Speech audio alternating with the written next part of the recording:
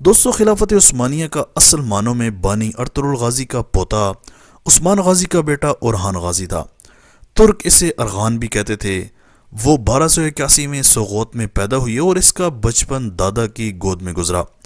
وہ Ertugrul Ghazi کا پسندیدہ پوتا تھا۔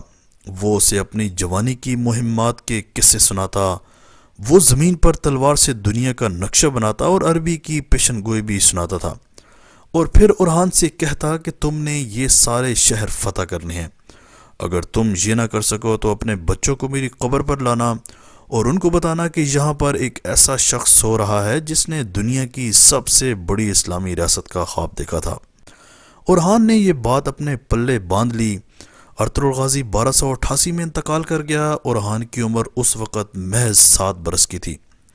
وہ جوان ہونے تک روز دادا کی قبر پر حاضری دیتا اور قبر کے سرہانے کھڑے ہو کر دادا کا خواب دہراتا تھا۔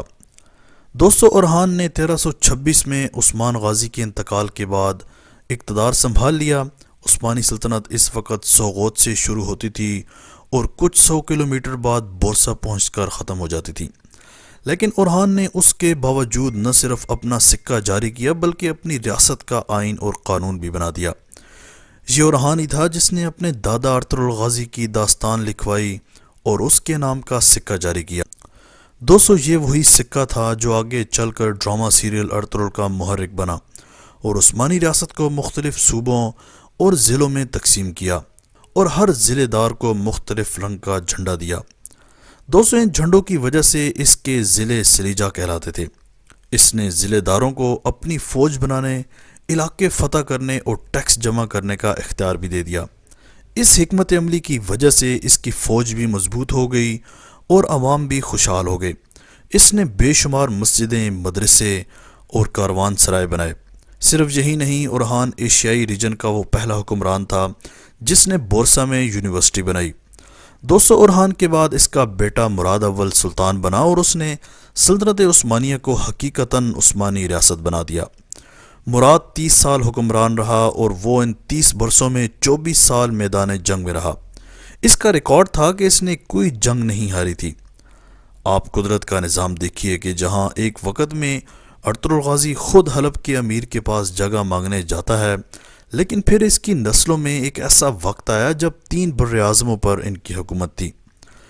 دوستو، ان کا جھنڈا چین اور روس کی سرحد سے لے کر دیانہ اور ایران، عراق، سعودی عرب اور شام سے ہوتا ہوا مصر تک جاتا تھا۔ دوستو، سلطان اورحان کی زندگی کا ایک سب سے بڑا کارنامہ اسلامی فوج کا قیام اور خصوصی فوجی نظام کے لیے منصوبہ بندی کرنا تھی۔ فوج کو کئی اکائیوں میں تقسیم کیا۔ اس کے علاوہ سلطنت عثمانیہ کو وسیع تر وسیع کرتا چلا گیا۔ دوستو، چی جائے کہ ترکی اپنے ان اسلامی ڈراموں پر بہت زیادہ محنت کر رہا ہے، لیکن یہ بات کبھی مت بھولیے گا کہ یہ محض ڈرامے ہیں۔ ان میں تاریخ کے ساتھ ساتھ موقع محل دیکھ کر فکشن سے بھی کام لیا جاتا ہے تاکہ آپ لوگ انٹرٹین ہوتے رہیں، اور ان ڈراموں کو اصل تاریخ کے ساتھ جوڑنا بھی سب سے بڑی بیوقوفی ہے۔ آج تک کے لیے اتنا ہی۔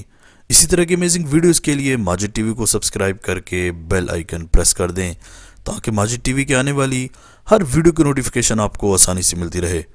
اگلی ویڈیو تک کے لیے اجازت دیجیے۔ اللہ حافظ۔